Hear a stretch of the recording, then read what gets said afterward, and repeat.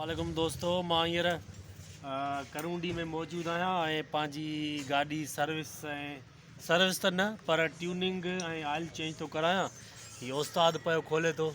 हीअ करूंडी में ई उस्ताद तव्हांखे मिलंदो। हिन जो नालो आहे सिंध आटूस करूंडी में। उस्ताद तव्हांजो नालो छा आहे?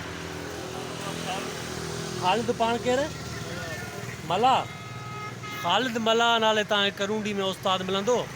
तो मां हैदराबाद में जो फुल टैंकी कराई 830 रुपये जो मुझे पेट्रोल आयो हुयो ऐं उन खां बावजूद मां नसीराबाद में 100 जो पेट्रोल भरायो हुयो ऐं लाड़काणे मां 200 जो पेट्रोल भरायो। हींअर भी गाड़ी में पेट्रोल मौजूद आहे, पर मुझे दोस्त ज़ाकिर जो चवण आहे त तव्हांजो पेट्रोल इलाही लॻो आहे। सो अहिड़े हिसाब सां मां हाणे उस्ताद खे चयो त उस्ताद ॾे हवाल। उस्ताद बि चयो वाक़ई इलाही पेट्रोल खाधो, माना 1130 रुपये में मां गाॾी में पेट्रोल विधो आहे ऐं इलाही विधो आहे। हाँ उस्ताद मूंखे अहिड़ी सेटिंग करे ॾींदो जो हितां मां निकिरंदुमि मुंहिंजो पेट्रोल भी गाॾी घटि खाईंदी ऐं तक़रीबन चए तो 300 या 400 रुपये में हैदराबाद में पुॼंदो करूंडी खां।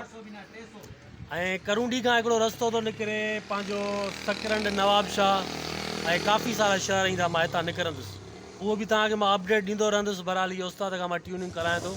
उस्ताद बहितरीनु माण्हू आहे ऐं वॾी महिनत करे थी। ॿ नंढड़ा बि हुन खां गॾु जेके माना हुन सां कमु कनि था ऐं कमु सिखनि था। वधीक अपडेट तव्हांखे कंदो रहंदुसि। महिरबानी।